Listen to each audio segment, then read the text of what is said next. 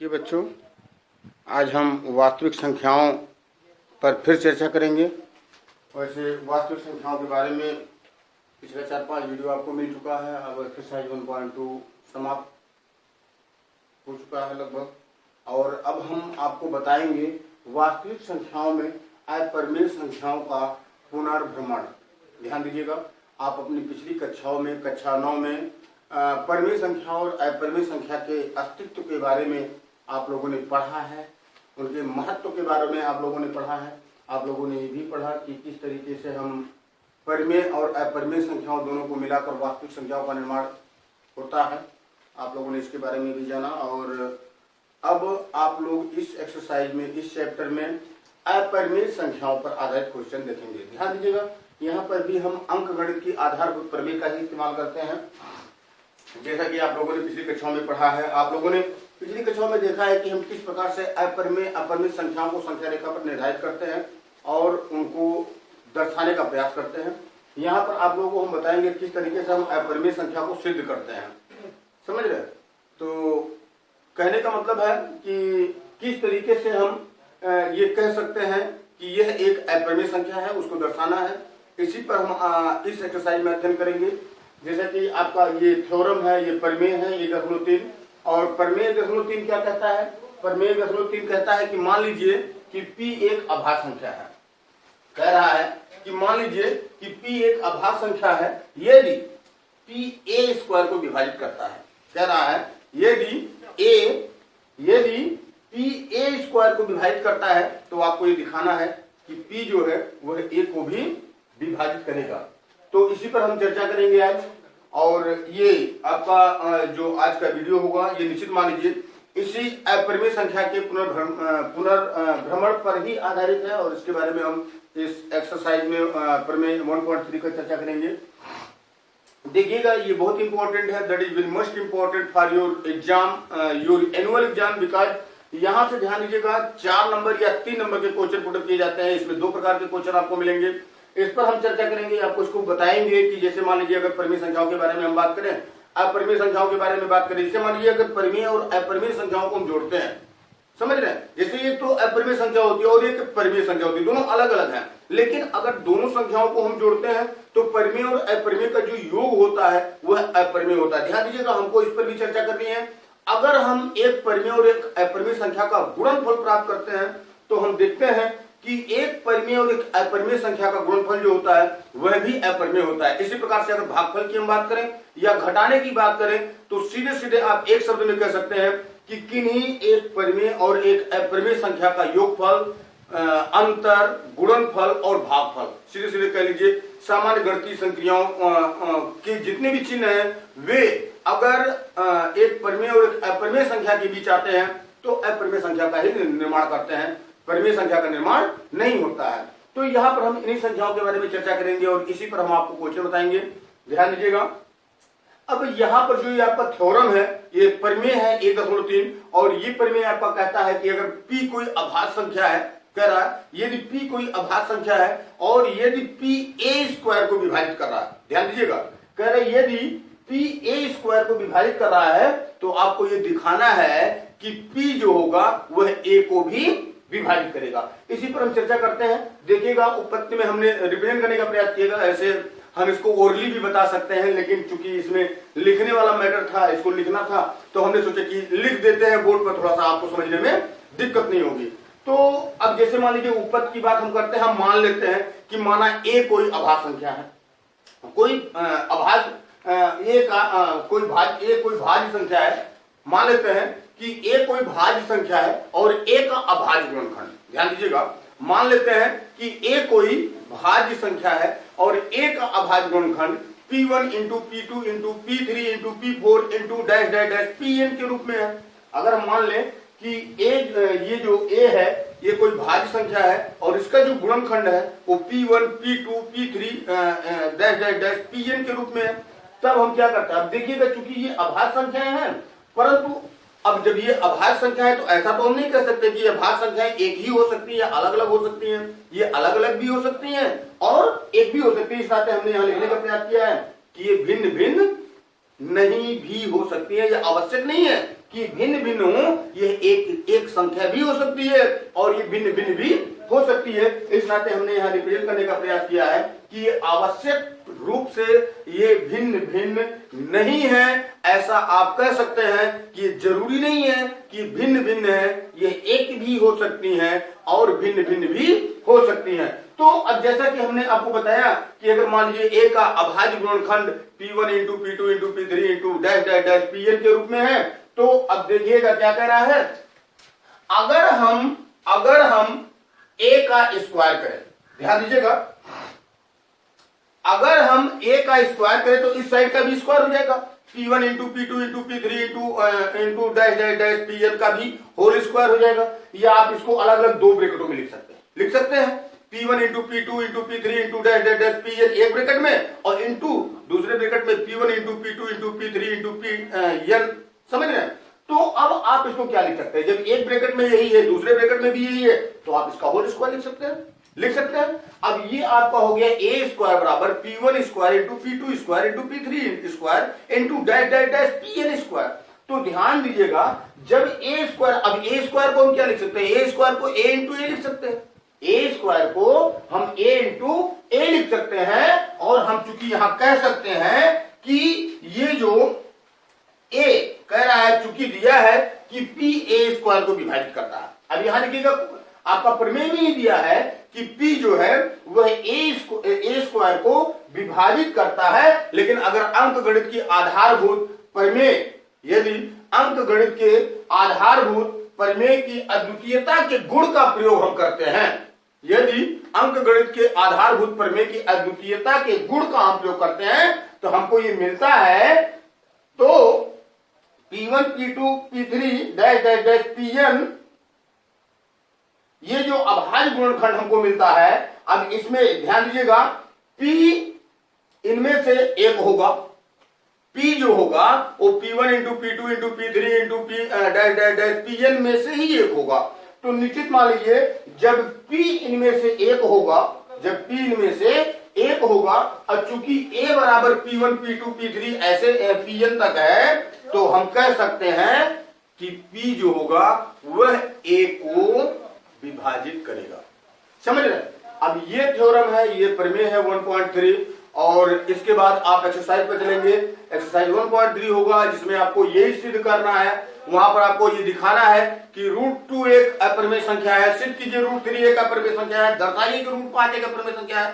ध्यान दीजिएगा, यहाँ पर अभाज्य संख्याओं को ही मेनली रखा जाता है रूट के अंतर्गत। तो √3, √2, √3, √5, इसी प्रकार से √7, √6, इस प्रकार से अनेक अपरिमेय संख्याएं आपको मिलती हैं और आपको यही दर्शाना होगा कि ये अपरिमेय संख्या है। ध्यान दीजिएगा, अगर इस क्वेश्चन में आपको कोई दिक्कत, कोई चीज समझ में ना आया तो फिर से हम आपको बता देना चाहेंगे कि इसमें देखिएगा कुछ नहीं किया गया। इसमें कुछ हम क्या करते हैं, मान लेते हैं कि a कोई संख्या है, a कोई पूर्णांक है और जिसका गुणनखंड जो है वो P1 P2 P3 Pn के रूप में है।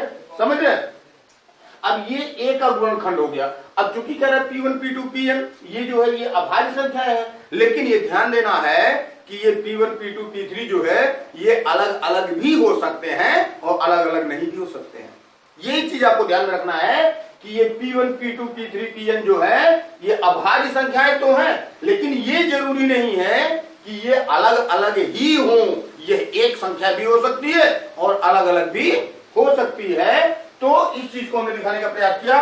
अतः आप कह सकते हैं, अगर हम दोनों पक्षों का वर्ग करते हैं, चूंकि a बराबर इतना होगा क्योंकि इसका a का गुणनखंड है, a का गुणनखंड P1 P2 P3 Pn के रूप में है, ये a का गुणनखंड है। और जब हम a का स्क्वायर करते हैं तो इस साइड का भी स्क्वायर हो जाएगा, यानी कि a स्क्वायर बराबर P1 into P2 into P3 into dash dash dash Pn। फिर दूसरे ब्रैकेट में सेम वही करते हैं, P1 into P2 into P3 into dash dash dash Pn के रूप में।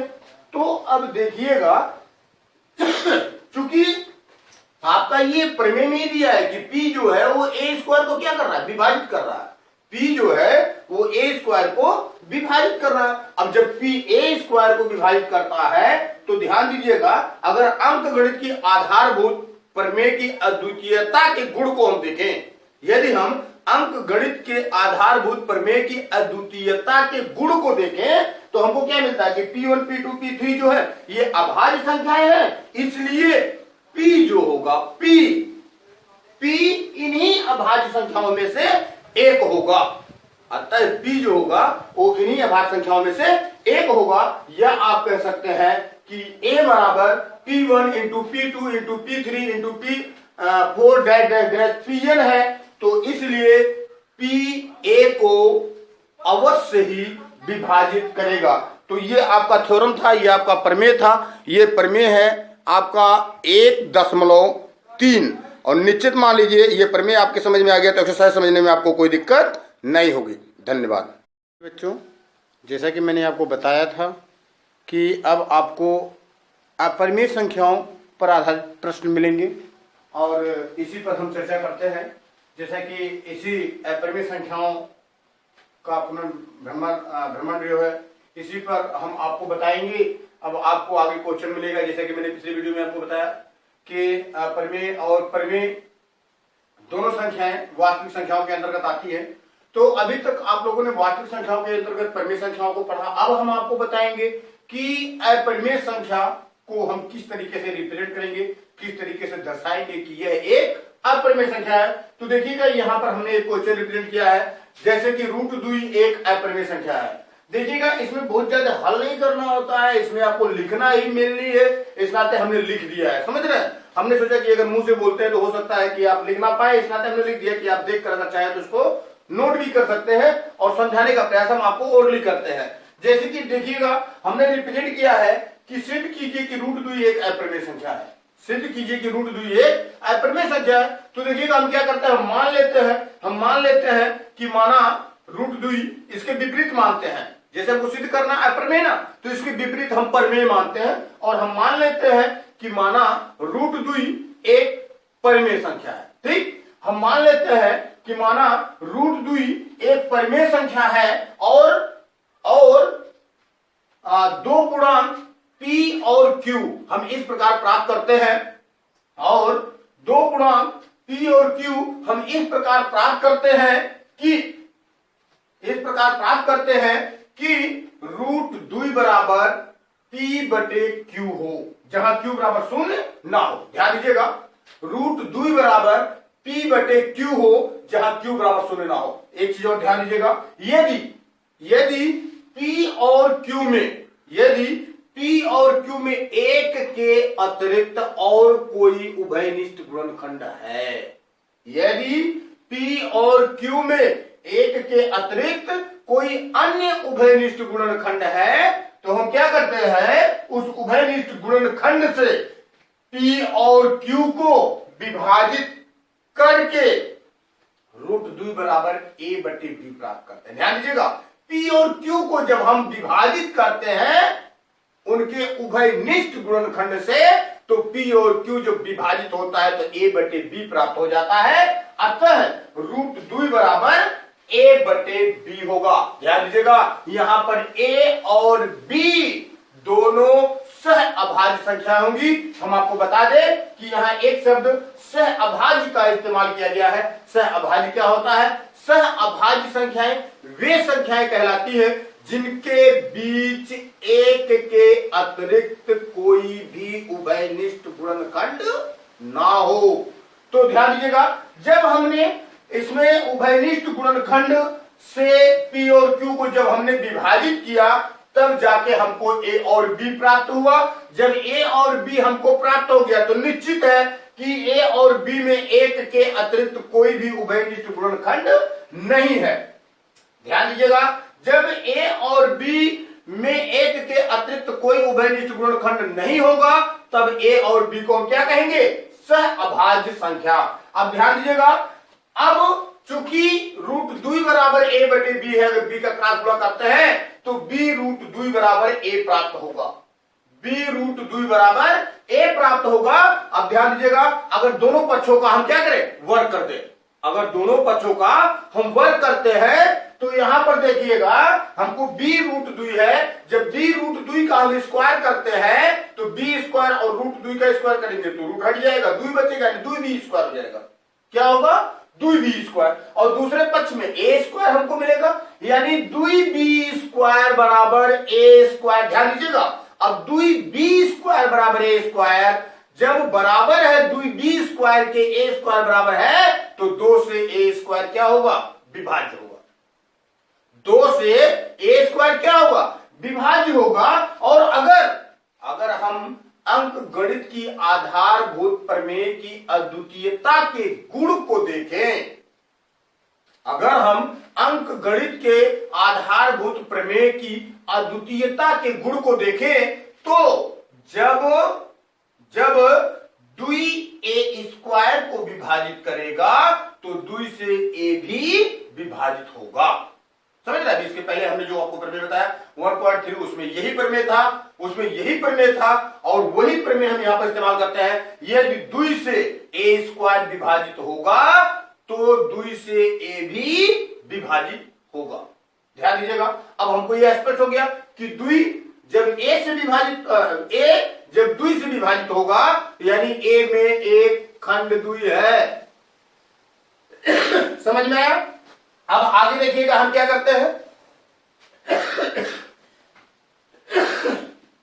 अब हम मान लेते हैं यदि a बराबर 2c रखे, a बराबर 2c रखने पर, अब देखिएगा चूंकि 2b² बराबर a² है, 2b² बराबर a² है, और जब हम a की जगह पर 2c रखेंगे तो a² ना, तो 2c का स्क्वायर हो जाएगा, और जब 2c का स्क्वायर होगा तो क्या हो जाएगा? 4c²। 2 का स्क्वायर 4 और c का स्क्वायर c²। अब देखिएगा 2b² बराबर 4c² होगा, 2 से 4 कटेगा तो कितना आएगा? तो b² बराबर 2c²। b² बराबर, यहां पर देखिएगा हमने लिखा है 2b² बराबर 2c का होल स्क्वायर। अब ये 2c का जब होल स्क्वायर करेंगे तो 4c² हो जाएगा, और 2 से 4 कट जाएगा तो b² बराबर 2c² मिलेगा। b² बराबर क्या मिलेगा? b² बराबर 2c² मिलेगा। अब चूंकि 2c² b² के बराबर है, अतः 2 से b² क्या होगा? विभाज्य होगा। 2 से b² क्या होगा? विभाज्य होगा। ध्यान दीजिएगा, जब 2 से b² विभाज्य होगा तो अंक गणित की आधारभूत प्रमेय के अद्वितीयता के गुण के आधार पर हम कह सकते हैं कि जब 2 से b² विभाज्य होगा तो 2 से b भी विभाज्य होगा, तो 2 से b भी क्या होगा? विभाज्य होगा। अतः ध्यान दीजिएगा, अब हमको a में भी 2 प्राप्त हो गया, b में भी 2 प्राप्त हो गया, जबकि हमने ऊपर क्या लिया था? a और b दोनों सहअभाज्य संख्या, यानी 1 के सिवाय इनका कोई अतिरिक्त उभयनिष्ठ गुणनखंड नहीं है। तो देखिएगा, इसका अर्थ ये हुआ कि 2b² को विभाजित करता है तो 2a को भी 2b को भी विभाजित करेगा, 2b को भी विभाजित करेगा।